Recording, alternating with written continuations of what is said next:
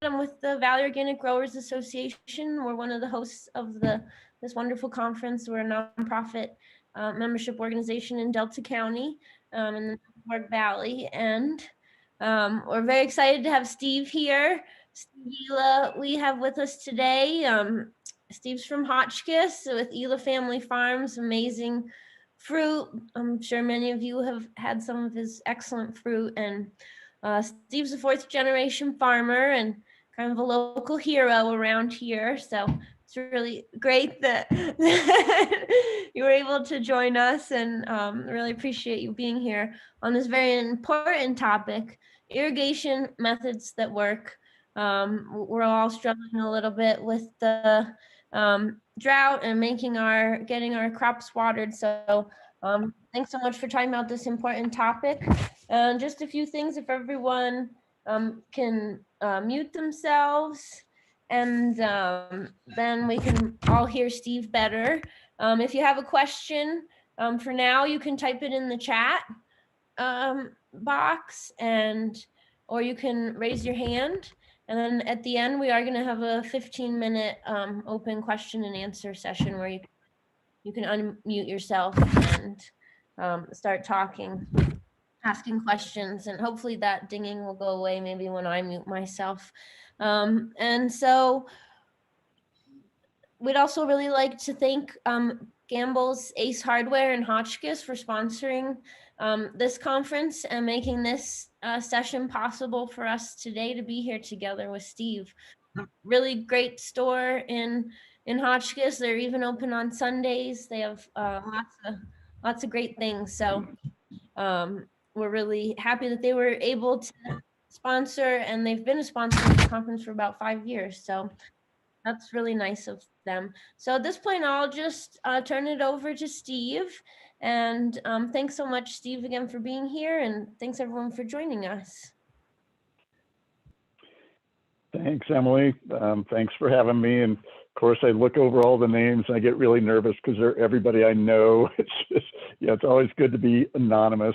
But I'll just jump in. I'm going to share my screen here, and we'll just kind of jump into the talk. And I should probably say it's maybe less of an irrigation methods that work than maybe some thoughts on irrigation methods that haven't worked.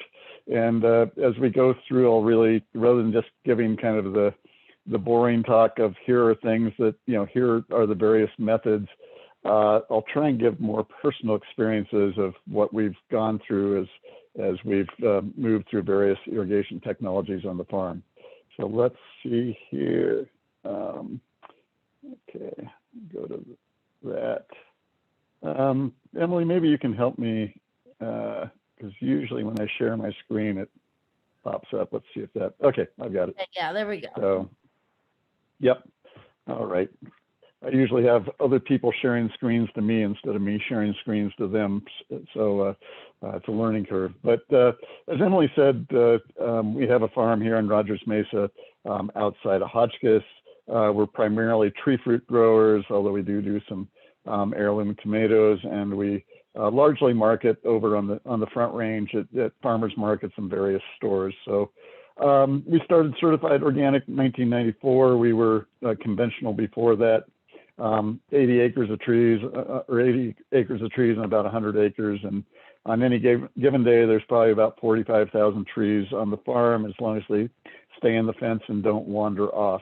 We also have 5 high tunnels for heirloom tomato plants that we grow.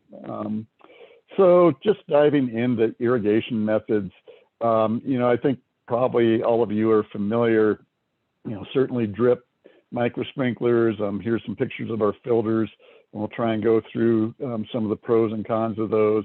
But I think, the biggest thing is, I've always liked this graphic, but really, what is fruit?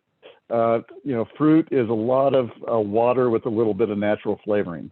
And so getting the water to the fruit and, along the sunlight is really the key factor to having, good tasting fruit. So what percent of water is your crop? We have a commercial kitchen on the farm. We dry fruit. And so if you take one of these peaches and you dry it down to what is a food safe level, you're taking out 80 to 90% of the water in that peach. So water is so critical to how we grow and to having trees that are healthy and such, that I think, it's, especially with drought years, irrigation is so critical of how we think about it. And really, one of the things we want to do is keep our trees really comfortable. I always say the spa treatment, the more comfortable our tree is with fertility and sunlight and water, the bigger the crop we're going to have and the better the quality of that crop. And I think water is one of the most key things in doing that. And as we go through some of these technologies, I'll kind of keep referring to that. So what I'd like to talk about today is really, we're going to kind of go through 5 areas.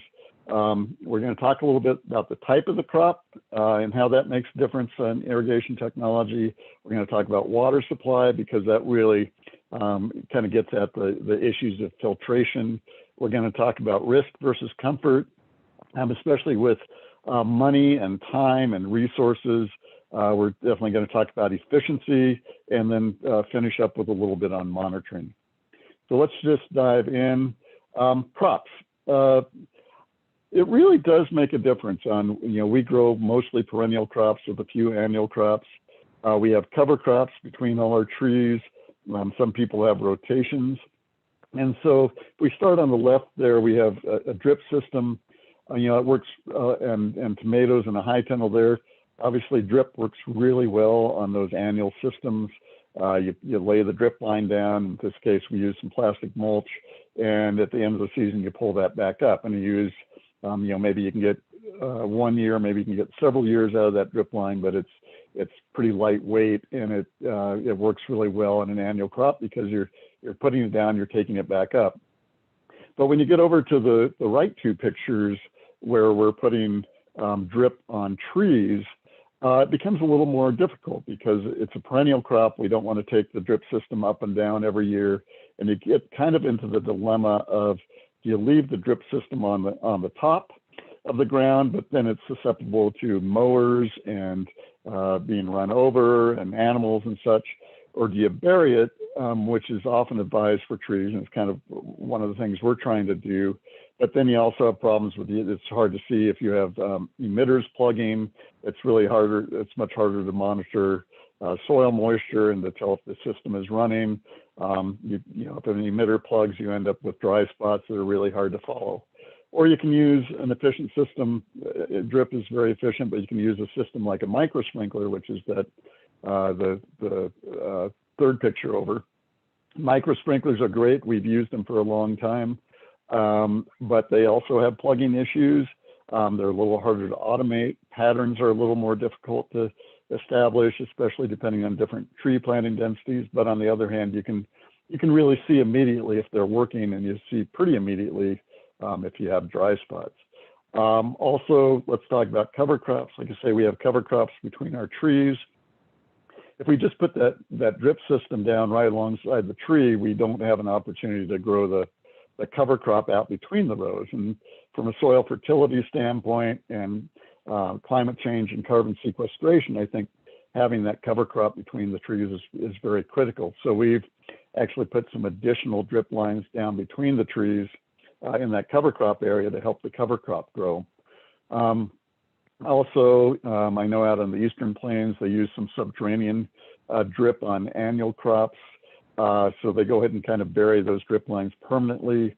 But being able to do that and having the right drip spacing and such, if you're doing a crop rotation, takes a fair amount of planning as well. And so really, how you're going to use some of these systems and the crop you're growing is really going to dictate what sort of system or what kind of opportunities you have. Let's also talk about water supply. There are any number of types of water supplies in this area. In our specific farm, we're using surface water. It's coming right down off the Grand Mesa. There are no level spots, so it's carrying all kinds of sediment and algae in it.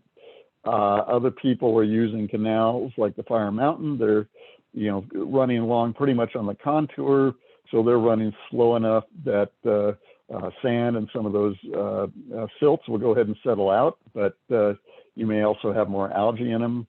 A few people in the area do have wells. That's a little more rare, but depending on your location, wells are probably the easiest because they're already filtered. You may have to just filter out a little bit of sand that's coming up with the pump, but otherwise that's an easy one.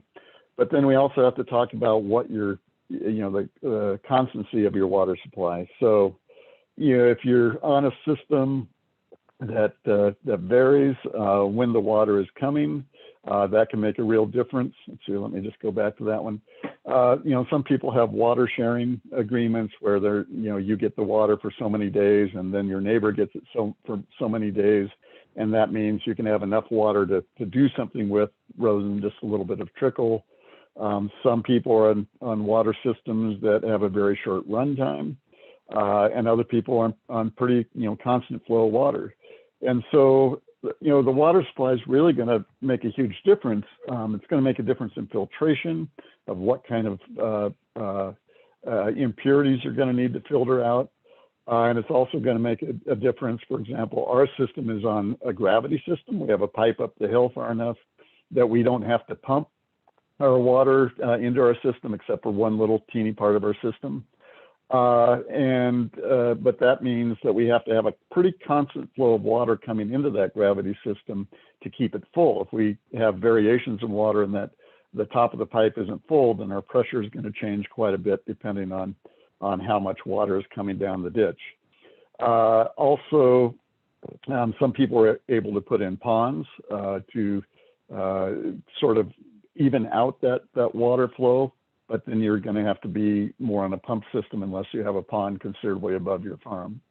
So those types of water supplies are really critical if you're on the highly efficient systems like drip or micro sprinkler. If you're on a furrow system, you may have a little more flexibility because those systems aren't so constant flow in the orchard, and you can take some of the water variations up and down.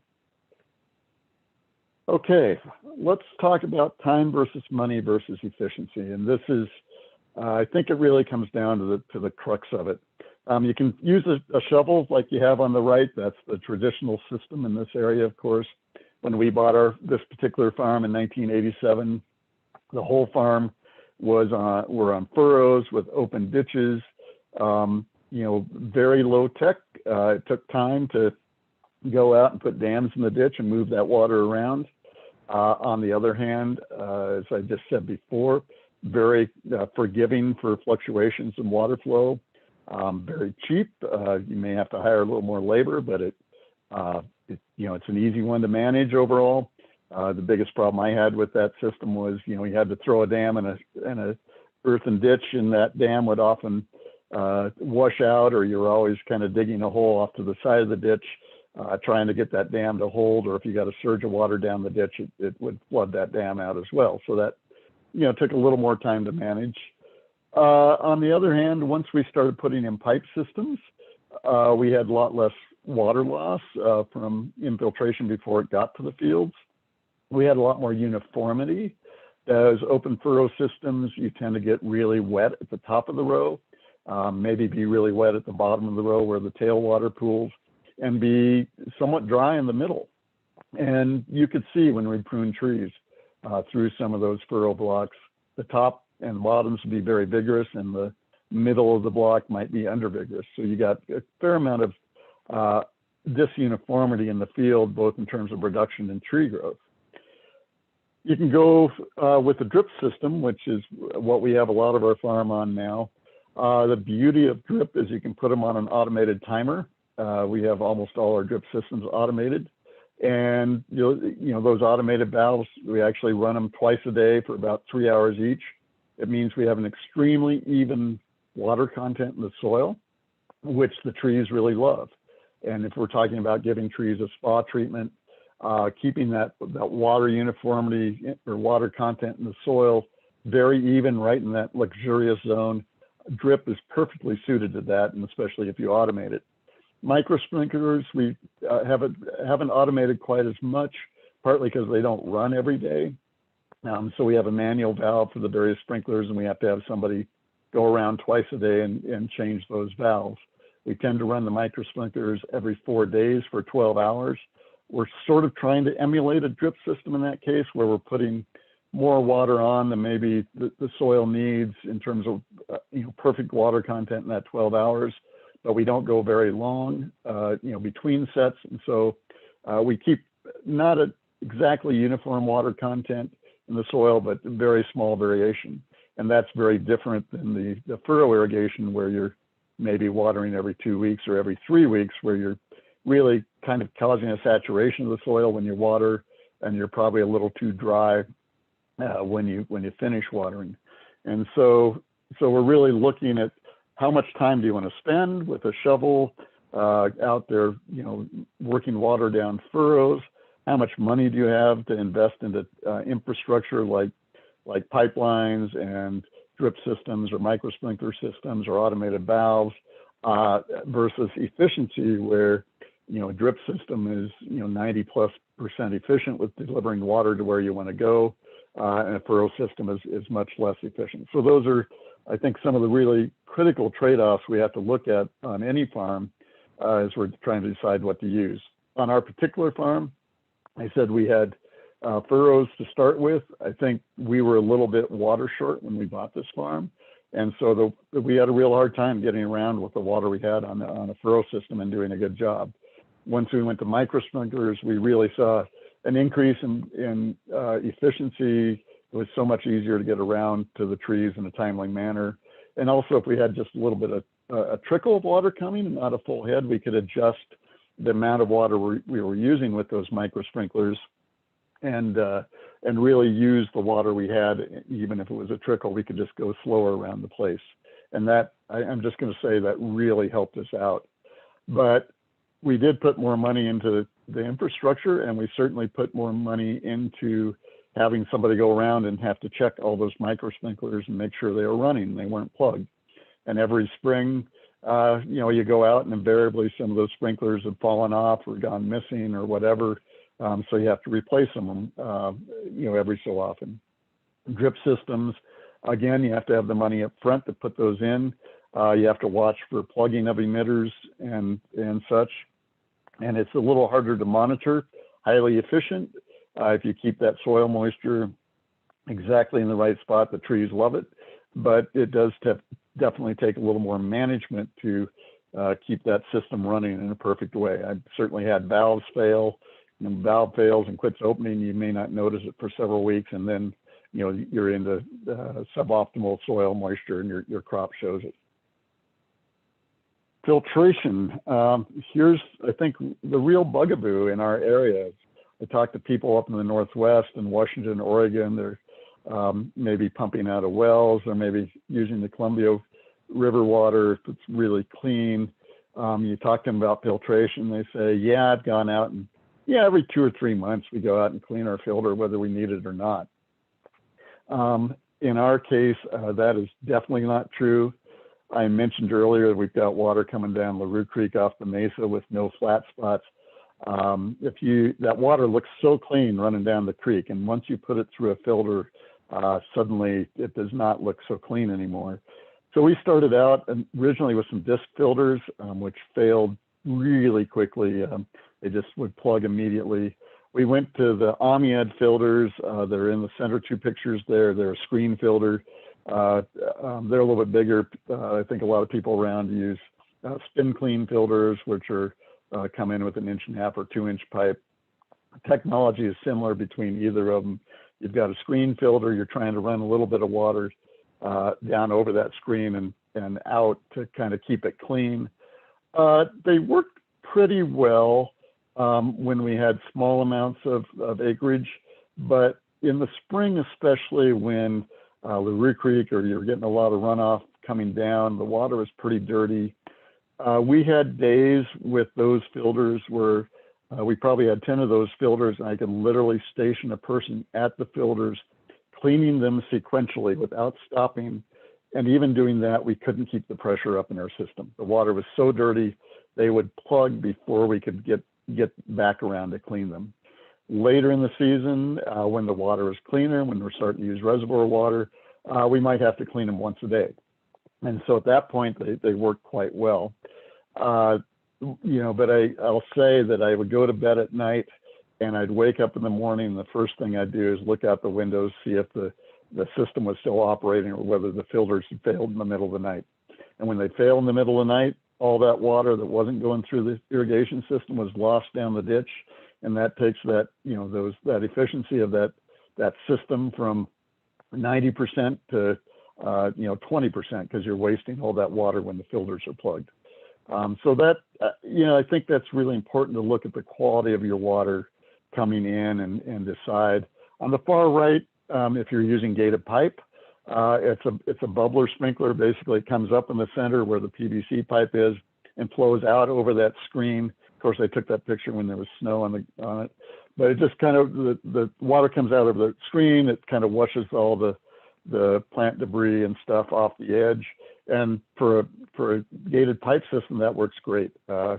It gets all the big stuff out. You don't have gates plugging, and it's a really low-tech, very efficient system for running furrows. And I should say, gated pipe, if you're going to use furrow irrigation, is really nice because you don't have all the open ditches that you're going to lose water. And I mentioned earlier the dams that would wash out. Gated pipe usually does a much better job of that. So gated pipe being on the relatively cheap side, relatively easy to put the filtration in, but again, not quite as uniform as a micro sprinkler or drip system. On the very left side is the filtration system we have now. It's a media filter, so that each of those tanks has sand in it. Water comes in, percolates down through the sand, and goes out to the system.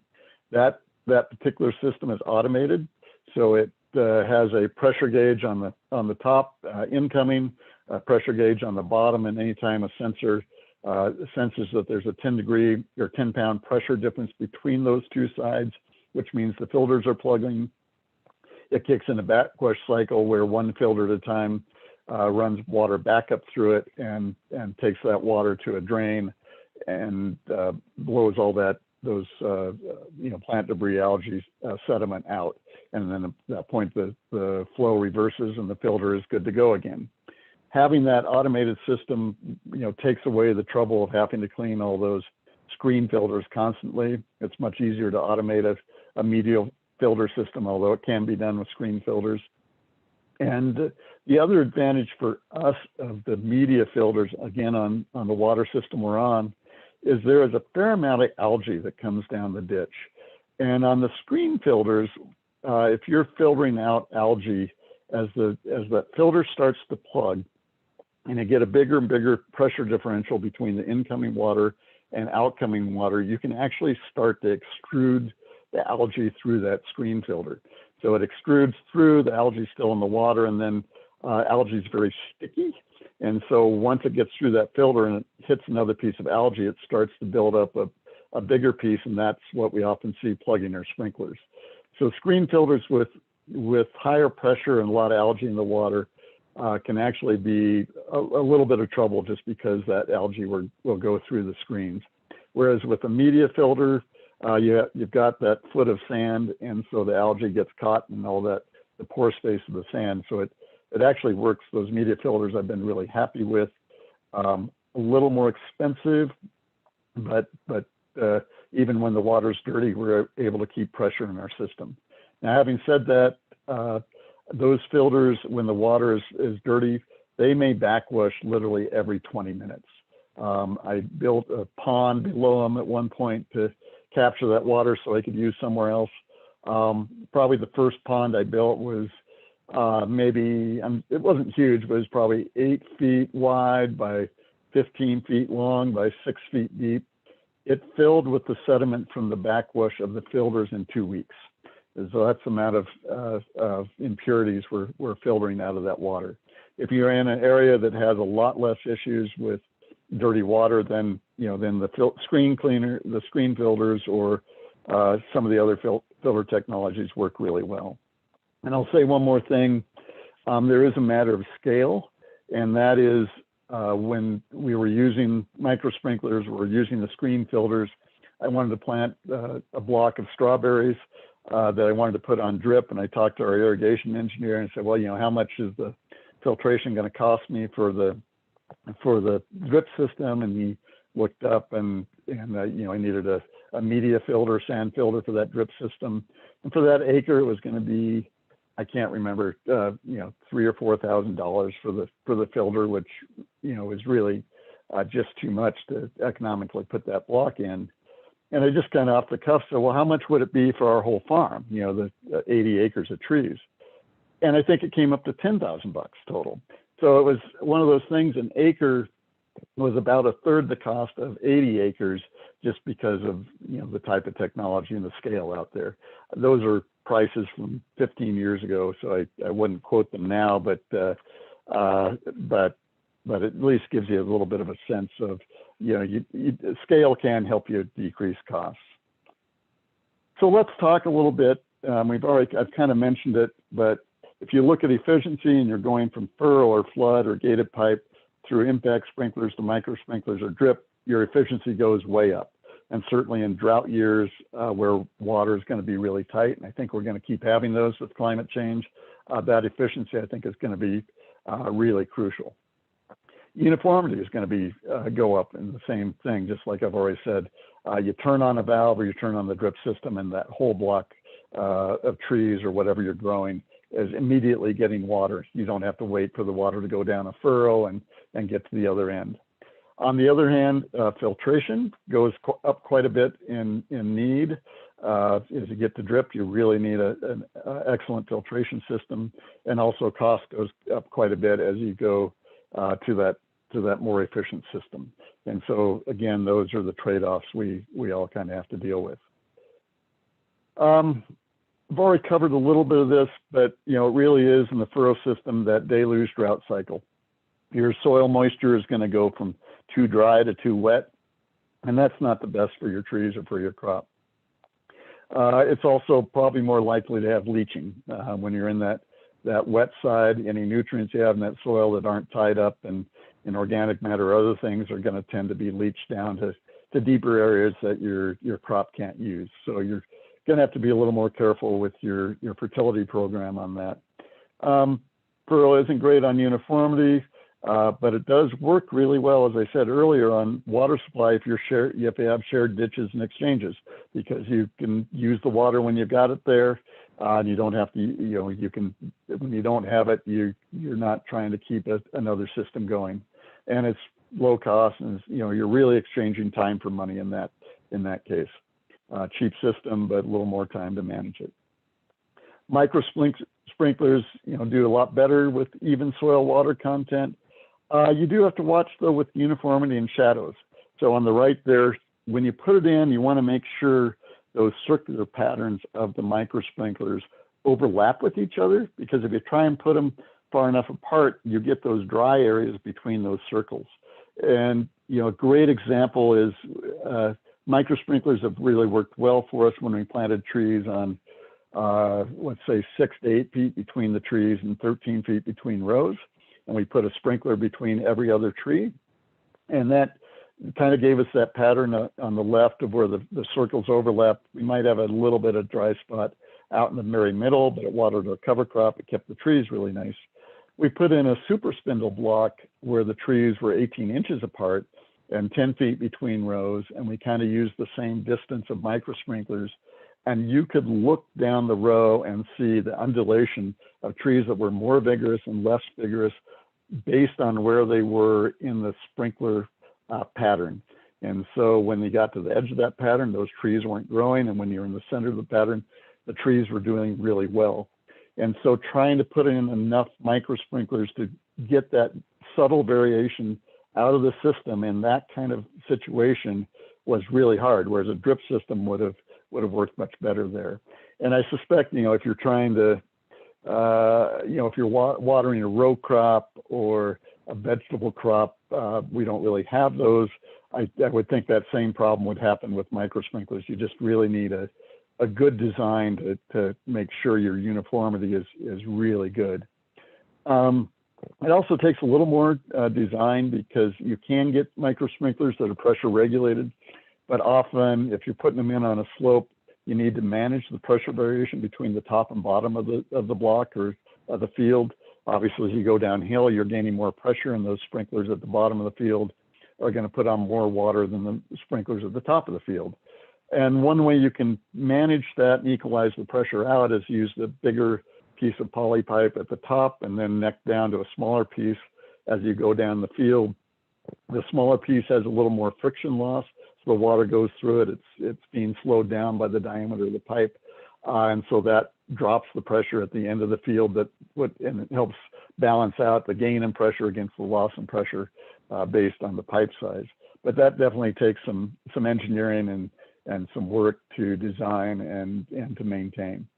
And as we talked about filtration with micro sprinklers, you do have to have a pretty good filtration system. Otherwise, those sprinklers are going to plug, and that really throws off your uniformity in that block. Going on with drip, if you're running it right, it's got amazing for keeping very even soil water content. It has pretty good uniformity, but you want to watch the spacing on your emitters. If you put them too far apart, you can lose some of that uniformity. You need uniformity of pressure, but most of the drip hose we use is pressure compensated. So each of the drippers, a dripper with high pressure in the pipe and low pressure are going to put out about the same amount of water. And so that's really makes the engineering much more simple. You need good design, but you use a lot less water, and the filtration is really critical on them. And you really need to make sure at the bottom of those drip tapes, they're somehow drained every so often, because at least for us, where we do have a lot of sediment, more water, those clays that get through the filter systems will tend to build up at the bottom of those hoses. And if you don't open those up and drain them every so often, eventually your hose will start plugging up from the bottom up. And I will say we've had that happen. And if you have those on ones that are buried, it's really hard to tell until you see the cover crop and the trees not responding. At that point, you're kind of screwed, because it's really hard to catch up, and it's very expensive to dig that drip hose up and find out where, from what point it's plugged and such. So monitoring on drip systems, especially if they're buried, is really key on keeping that uniformity.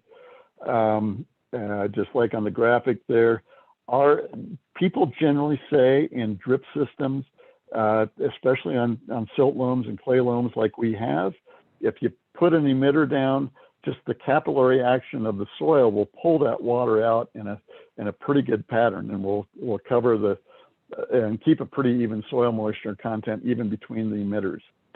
But for whatever reason, I really don't understand it, even with a soil science background. In our area, those patterns from a dripper, they don't work their way out very far from the emitter. So you really have to make sure you have your emitters close enough to each other so that those patterns overlap. It seems like where they put the water out, the water tends to go with a very small sphere from that emitter, when theoretically it should spread out quite a bit. So when we're planting tomatoes, we're having emitters every 12 inches. On trees, we're actually going about every 18 inches to 2 feet. Our irrigation engineer said, you can go 3 to 4 feet. And I argued with him when we went every 2 feet. And if you look at the pattern between those emitters, even at every 2 feet, 1 foot between them, in the middle between them, it can be really dry. And at the emitter, it can be perfect. And so that's something that's hard with drip. The other thing with drip, and this is something I really struggle with, is once you're behind, and once that soil dries out a little bit, it is really hard to catch back up. With the micro sprinkler, you can just turn them on and let them run longer, and it get caught up pretty quickly. With the drip system, even if you leave it on for a while, it's just hard to bring that soil moisture back up to where it should be. So I think one of the biggest failures I have with it is in spring, it's April or 1st of May. There's still pretty good water content in the soils. The soils are cold because it takes a while for them to warm up. I don't want to put fresh snow melt on them, which is, at 32.5 degrees, at least when I put my hand in it to fix things. And so I'm hesitant to turn that drip system on. And invariably, and I know better, but every year, and the other thing is I don't want to fire up my filter system because we might still have cold nights. Every year I turn that drip system on too late. It's when the soil's starting to get a little bit dry. And it's a real, I really hurt our growth early in the season. I think I really need to turn it on the 1st of May, even when the soil is a little bit wet, and maybe turn it on and not run it at full timing, but just try and keep that water content of the soil up rather than getting behind. And so I think that's a learning curve that I have learned year after year after year, and I still seem to fail at it.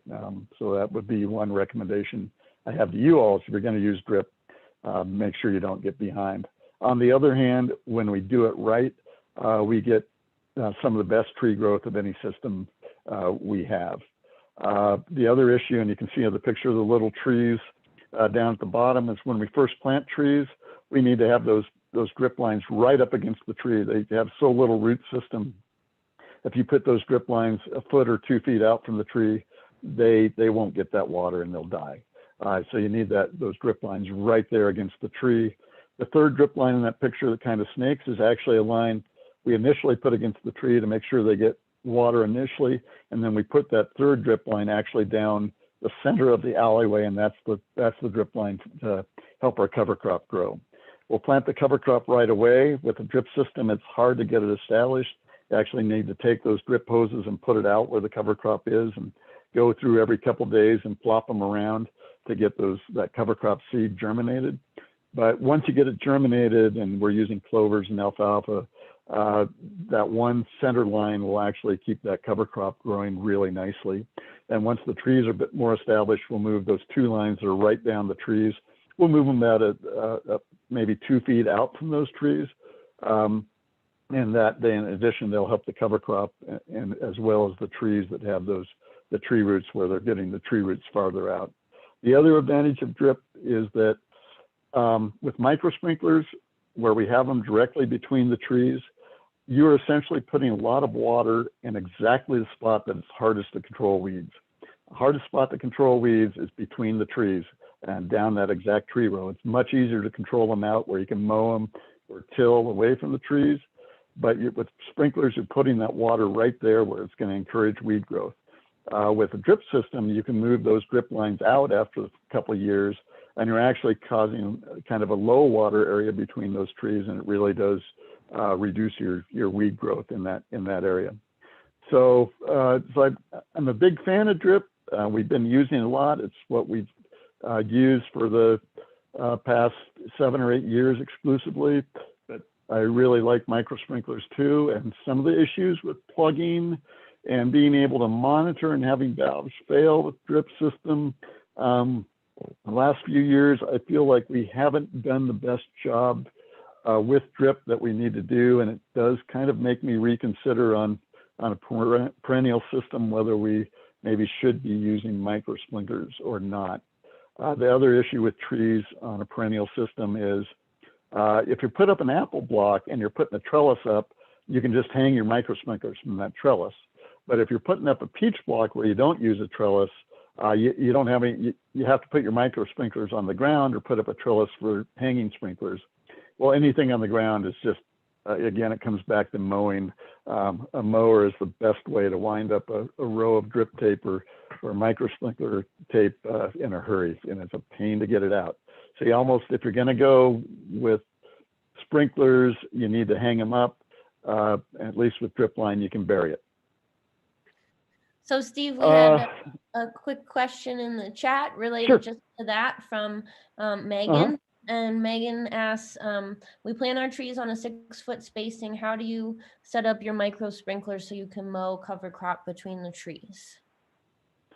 Yeah, so that would be, you would need to put if you can't use herbicides, which we can't obviously in organic, you would, if you have them on the ground, and when we went to organic, we had sprinklers on the ground, and we ended up putting either a trellis up so we could take that hose and hang it and have the micro sprinklers hanging, or if we had bigger trees, we were able to just string that poly tubing between the trees, and they acted like a pseudo trellis, and hang the sprinklers between those, and then tie them off at the end, so it kind of kept some tension on that poly tubing. So that's basically, in order to be able to mow, you have to either bury your drip tube or hang your sprinklers up. And the sprinklers we had on the ground, we just couldn't control the weeds well enough organically until we got them out of the way so we could mow between those trees.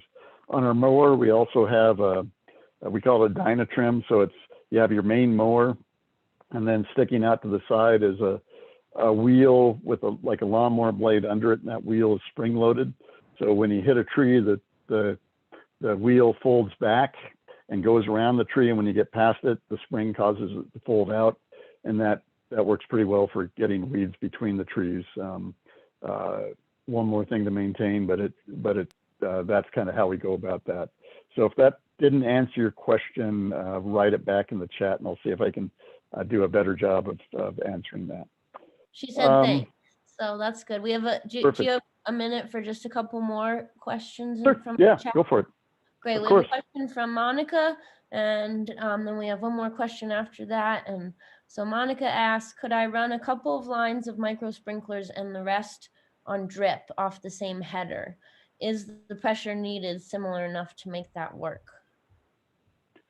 That's a great question. You're going to have to think about that. Theoretically, I think you could. I'm thinking out loud here a little bit. I think, one of the problems you would have, but depending on what your goal is the drip system is going to put out less water per emitter than a micro sprinkler system, unless you use really small micro sprinklers, which then you have a lot of problems with plugging. So inherently, the sprinklers are going to probably put out more water than the drippers. So that's going to be a little bit of a problem in trying to manage that system. Like I say, we run our drip system twice a day for 3 hours each. So that's 6 hours a day. That'd be, and we run our micro sprinklers for 12 hours every 4 days. So if you take 4 days of the drip system, that's 24 hours of water compared to 12 hours of water for the micro sprinklers. If you do the math, they're putting on the same amount of water. It's just the difference in output for each system. As far as pressure goes, I think you'd have to design the pressure for the micro sprinklers and then make sure you have pressure compensated drip tape. And so that would probably work. And certainly when you're designing manifolds, you need to make sure, that the headers on the manifolds are big enough to, so you don't have loss of pressure in that manifold line before you even get to the drip system. So theoretically you could do that, but you'd want to be pretty thoughtful about how you did it. And like we're going to use micro sprinklers on our trees, and then same time a drip system for cover crop. I would say we might underwater the cover crop, but it depends on your goals. I guess it's possible. So, and did you say you had another question, Emily? Yeah. There's looks like Uji and James kind of have a similar question, and then we have another question about drip after that. So the question from Uji and James is about using animals. Can animals be allowed to use to manage the weeds in a controlled grazing, sheep or geese situation? Sure. I mean, of course, and I mean and that would be. That's where furrows work great because, animals can walk in the furrows, you can remake them and it's not a big deal. Micro sprinklers are tougher because they're going to step on them unless you have a hanging system. Drip, is certainly a possibility, especially if you do it, bury it, then, animals wouldn't be a problem at all in that. In trees, there are a couple issues with animals. They can certainly be managed, but it's tricky as animals like to eat trees. And especially, if you have a widely spaced orchard on seedling trees that are pretty big and your fruiting area doesn't start until a little ways up, animals, and you manage it well, and I know Oogie does it, you can run animals underneath that and it's not a big deal. If you have a high density system like we use, If you put animals in there, you need to keep them moving, otherwise they will eat those low-hanging limbs and bark the trees. And you can't afford to lose very many trees before it gets really expensive. So while it's possible to use animals, at least in an orchard, you need to really keep them moving if it's in a high-density system, or know that your trees need to be taller and tougher. The second issue, which is a victim of our modern society now, and the fact that we just live in a more polluted world, is food safety. And so at least for us, where we're marketing over in Denver, direct to consumer, the stores even, the food safety issues with animals, if you're going to run animals through your orchard, that they're going to be putting raw manure down, and so then you have to have 120 days between, and it'd be the same for organic certification as well as food safety. You need 120 days between when the animals are in that field and when you're going to be picking that crop. And so that's, we can argue that all day long about, whether that's good or not, but those are the regulations at this point. And that's what is.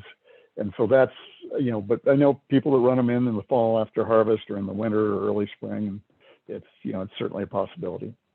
But those are the things you need to be thinking about, at least. Great, thanks, Steve. So we'll do one more question, then we'll let you get back to your presentation. From Michelle: what kind of drip width, et cetera, do you use? Do you ever use drip tape? Yeah, that's a great question. It probably wasn't real clear on that. For our tomato systems, where they're annual crops, we use drip tape. It's cheaper. Like say if you're careful with it, you can certainly get more than 1 year out of it. And you can get emitters that are closer. It's easy to roll up and take in and out. In some cases, like if you're using a bed former, things, you can actually put that just a little bit down in the soil. Super efficient system in that case. We also use drip hose, which is what we use in the trees, and that is heavier duty. You can drive over the emitters. It's just thicker walls, and that, where the drip tape is you're probably gonna throw away after a year or two, or maybe 3. The drip hose is designed to be useful for many, many years. And the biggest thing with it, like I say, is just making sure you flush the end so you don't get a sediment buildup. But I've got drip hose that is still working great on an orchard that's trying to think, probably 13 years old. So it really, you use both depending on the situation you're in. So Great. Any other questions at this point, Emily? That's it for now. Thanks so much, Steve, for letting us interrupt. Oh, no, that makes it a lot easier, and don't hesitate. So monitoring, this is the one I struggle with, and I do not have a good solution to it yet. I have my master's degree in soil science. We talked about monitoring all the time when I was in class. But our soils especially are really tough for monitoring. And ironically, and I show the shovel there, I fall back on using my shovel more than anything else for water monitoring in my orchard. I have tried a bunch of different things, and that's the one I trust the most. But let me go into a little bit of the reasoning for that. A lot of times you're using water. A lot of people use watermark sensors. That's the potentiometers, the watermark sensors, the one up at the top there. You bury them in the soil. You have to wet them up. You bury them in the soil. They sense the soil tension, moves into the electric current. And you can have a reader that gives you a sense of how dry or how wet that soil is based on the conductivity of it. Relatively cheap, more expensive than a shovel. And they give you good data. But the problem I have with them is, where do you put them? And so if you're on a micro sprinkler system and you have a sprinkler every other tree, if you put the watermark sensor near the sprinkler, it's going to show pretty wet soil. And if you put it in the shadow between the trees that don't have a sprinkler, it's going to show really dry soil. And so then where do you put it in between to get a reasonable value? It gets pretty tough, because even literally moving it a foot one way or the other is going to give you a very different reading. So one choice you have is to put in multiple watermark sensors, from the sprinkler over, and that can give you a sense of what your soil moisture is, but that gets more expensive. The other problem is that gives you a snapshot of one point in your orchard. And so if I really want to know, the bottom of a block and make sure my system is working right versus the top of a block, or I have young trees versus older trees, or I have different row spacings, I'm going to have to put a series of watermark sensors out in each block of trees where I want to get that data. And so you have to walk around each week and check those sensors and and get that data. We did one point when we put in a lot of drip systems, I was like, well, I don't want to walk around and pull all that data. So we put in sensors that had radio telemetry back to our office. If you go by our farm, you still see some of those poles sticking up. And each one of those radio signals could handle up to, I think it was, can't remember, 4 or 8 watermark sensors. And so you could put those out up and down the row, and that data would be automatically sent back to the office, and you had a computer program. You could download them and have all that information at your fingertips in pretty much real time.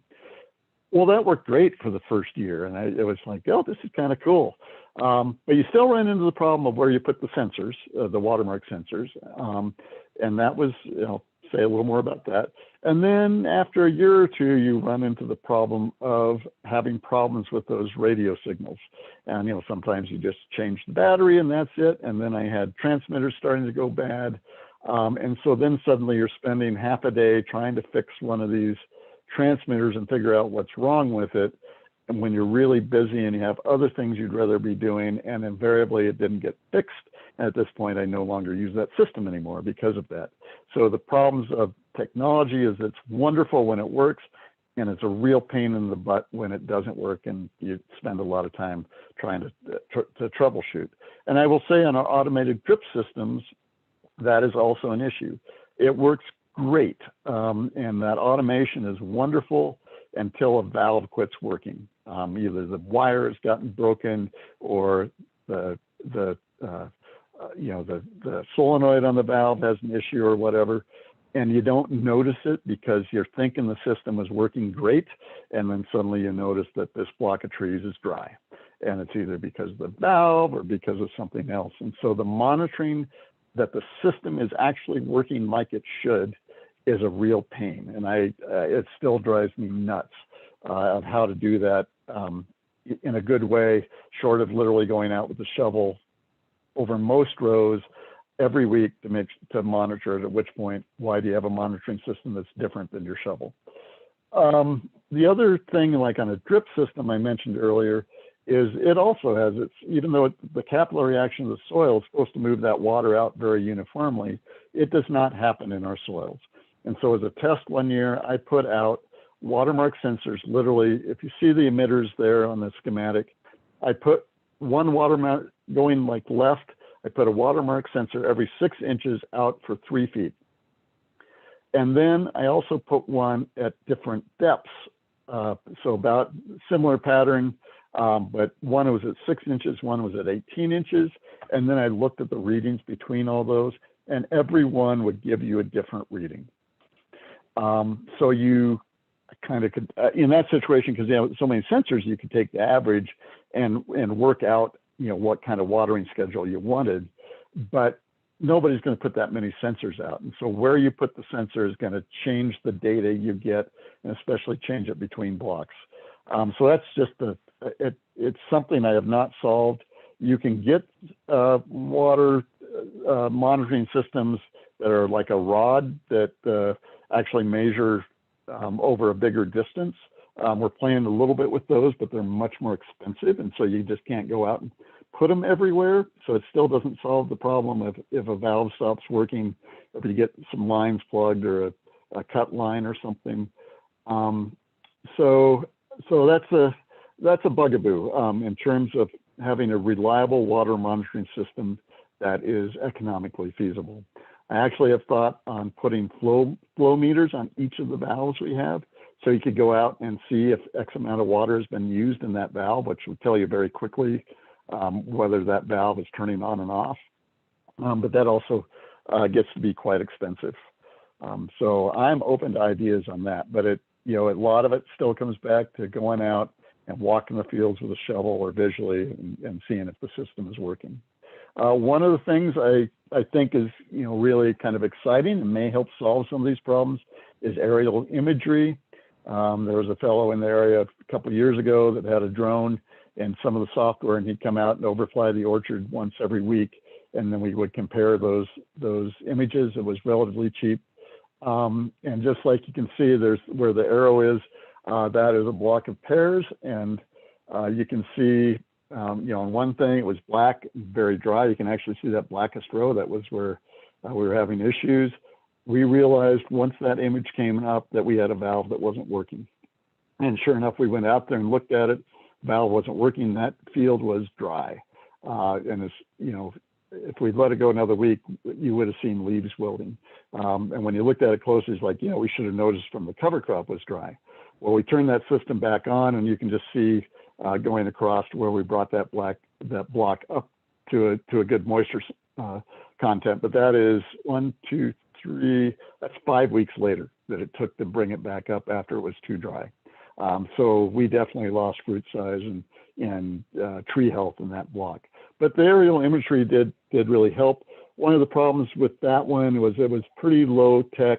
He would overfly it every week, but like on these images, you can see from week to week, but he didn't have a good way to compare them. So you'd have to kind of sit there with the images side by side, week by week, and sometimes the colors would shift a little bit just because of the week. And so that it wasn't the best. You can also see the top right image over kind of the bottom left, the bottom right corner. There's a block that's yellow with a little green down in the corner, but then a big black stripe on the left of it.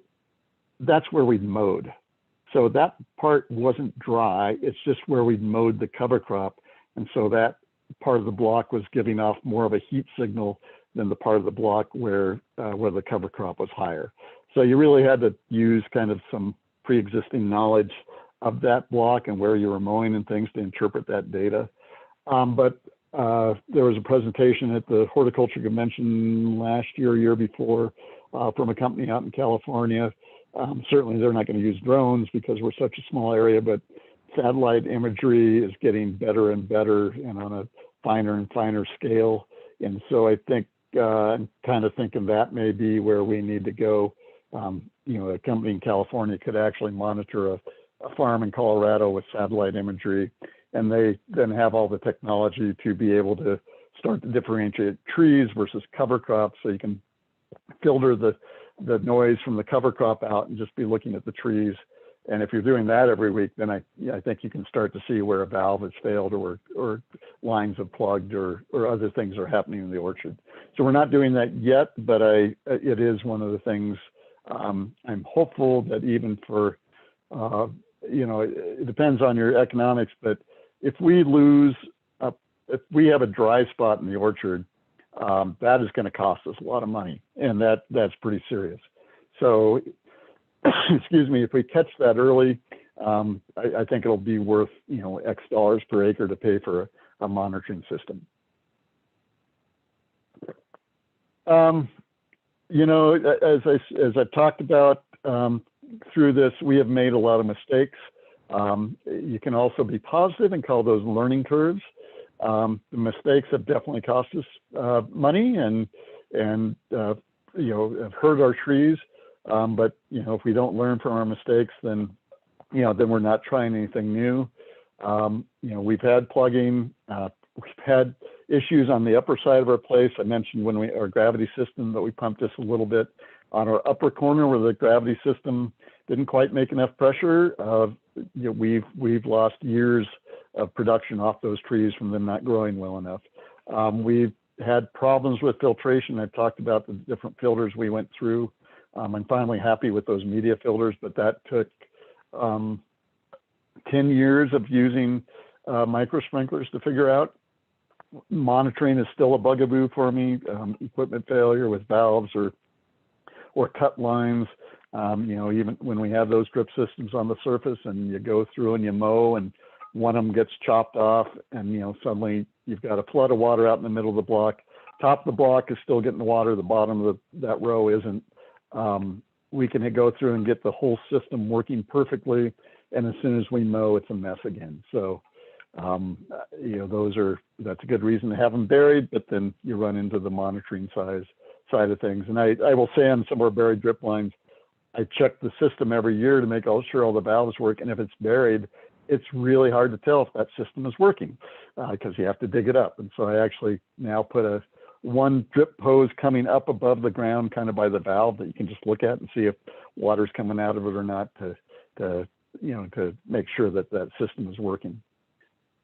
You know, these are all the things that go into, you know, growing good fruit. And I don't really have irrigation on that. And the other thing is I don't have the farmer on that. We all, you know, it's a very complex system out there, whatever you're growing. And irrigation certainly plays into that. This schematic, I didn't have room to put irrigation, but it's huge. And the other thing in this that I didn't put in is the farmer.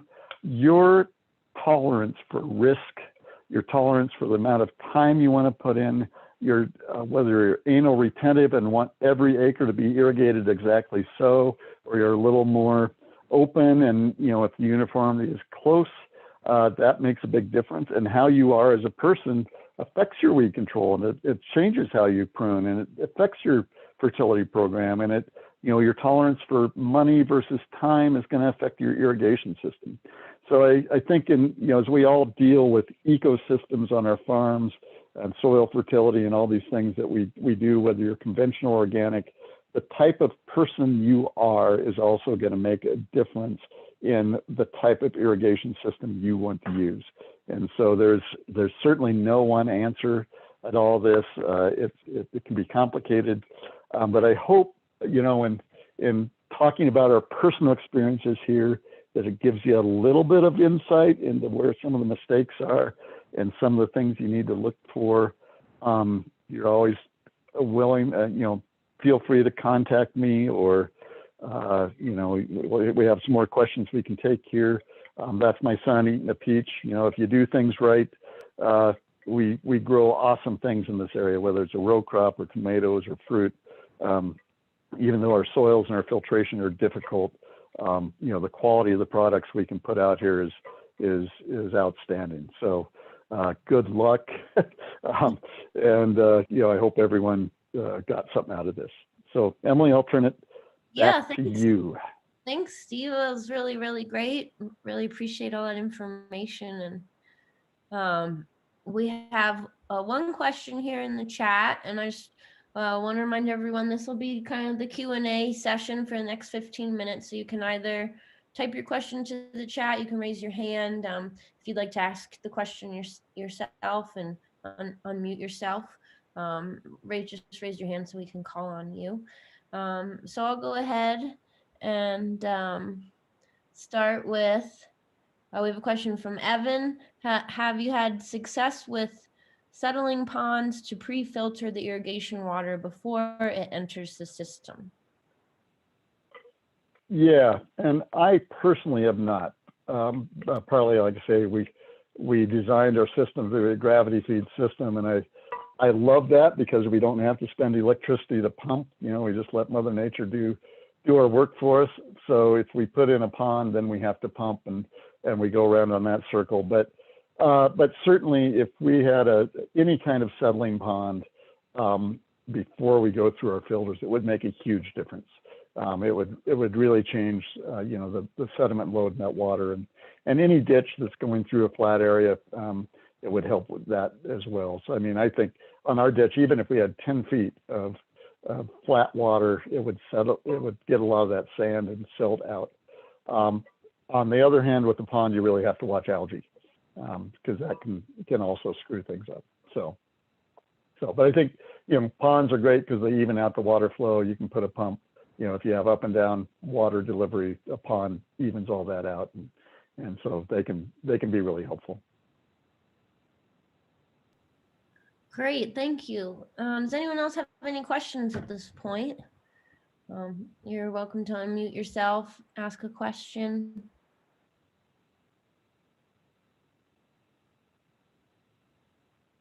The one thing I would say, I guess, is talk to your neighbors, see what works on your particular system, irrigation system. There's so many different ditches with so much variability up, certainly in the North Fork Valley. I think if you're on Uncompahgre water users, you have a little more, less variability, but, ask around and see what's worked for people on the kind of system you're on. So we did get a question in from Paul. Any preference on brands of drip? No, not really. I mean, we, not to give anybody a plug, we use a company out of Louisiana, of all places, where we get our drip systems through. It's called Irrigation Mart. But I think Bollinger and Queen here and Grand Junction Pipe, can provide some of those same services. And like on the drip hose we get, we've gone through various brands depending on what they access and cost. And I haven't really been able to see any difference between those. So I can't give you any specifics on brands per se. I think, just part of its price and having, like anything, a reputable source and somebody that's going to back them up. On filters, those screen filters we used were Amiad's, the Spin Cleans. I can't remember. I think that's the brand name. We use, Metafilm is out there. And,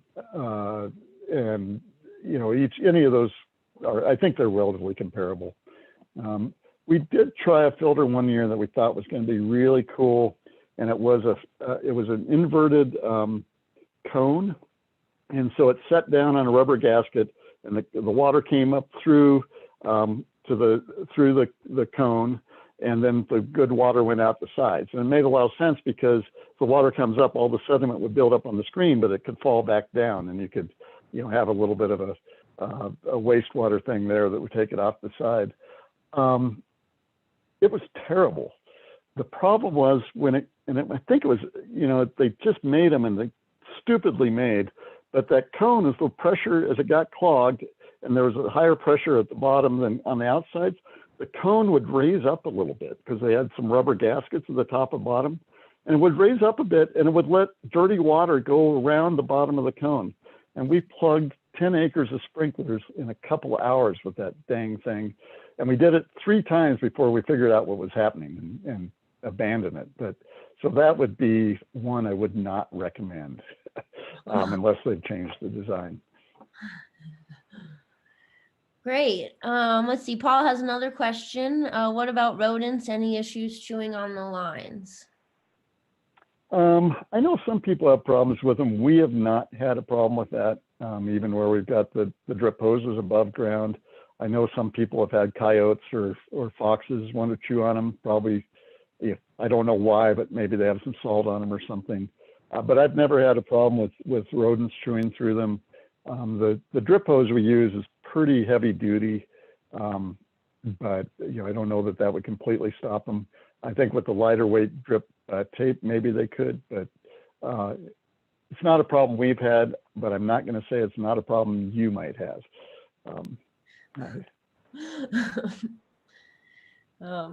Great. Well, thanks, Steve. Any other questions? I'll leave it open. Okay, Monica has a question here. Paul says thanks. And Monica's question is, do you ever have mineral buildup on your lines?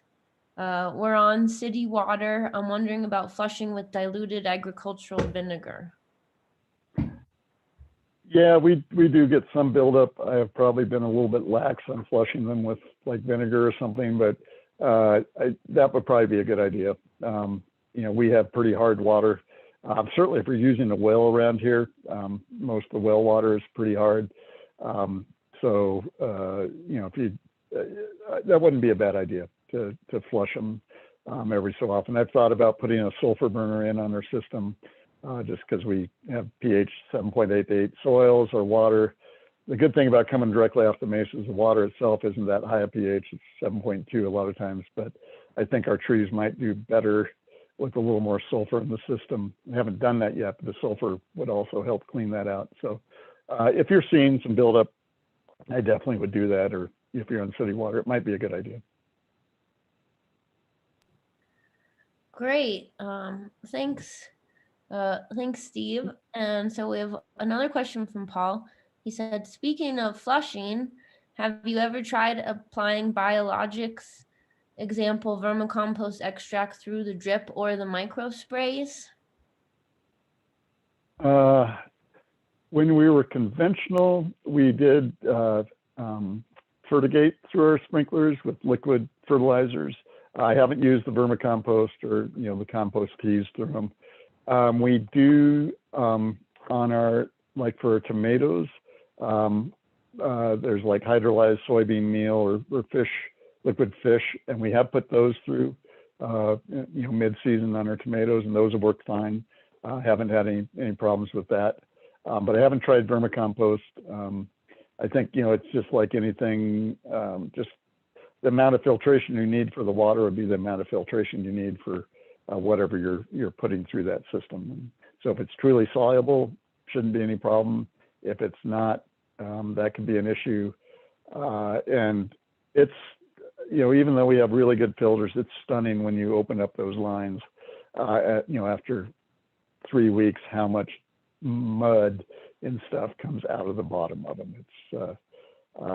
It's another one of those things. Every time I do it, I say I need to do it more often, and then it's 3 weeks later and I haven't done it. But we have used the auto flush valves on the bottom with a little spring-loaded valve, and those work really well because they let some water out before when the pressure's coming up, and then when the pressure goes down, they let some more water out. Those work great on our drip tape. The drip hose in the orchards, we tend to lose them in the grass, and we tend to run over them with tractors, and we tend to mow them. And so they haven't been the perfect solution for us on the more permanent systems. We have now gone to putting manifold lines on the bottom of the block as well as the top, and have each drip hose go into that manifold line, and then putting, having 8 or 10 rows with one manifold line so you can flush that whole system with a couple valves. And that's working better. We just still have to remember to go through with those valves and open them up. The other issue is with freezing valves, you have to put all the valves underground. If you have them up above ground, and we have cold like we've had the last couple of years in October, it's not a good thing. Great. Well, it looks like we're approaching our time, and I don't see any more questions in the queue. And if anyone has a last minute question, just raise your hand. Paul says, thank you very much. And I don't see anyone else raising their hand or typing. So thanks, Steve, for being here with us. That was a lot of really great information on some critical things that we all need to be thinking about on our farms. And so really helpful. I really enjoyed that talk. Thank you. You're welcome. And happy hour's coming up. Yeah. So for everyone, there's a virtual happy hour coming up at 5:30. You just go back to Whova and log into the happy hour. And that's called Fermenting Relationships. And that's with Lance Hansen of Jackrabbit Hill and Caprock. He'll be there, and Kat Neville from Tastemakers. Steve will be there for happy hour, and Matthew Gusetti. So that's at 5:30, and that should go till about 6:45 or 7. And then we start tomorrow morning at 8:30 with Alan Savory. And I also just wanted to remind you all that there is a evaluation survey for this session in Whova. So it'd be really great. It really helps us to figure out what to do next year if you can fill out the evaluation survey. So thanks everyone for being here, and thanks so much, Steve, and we'll see you in 15 minutes. Nope. See you later.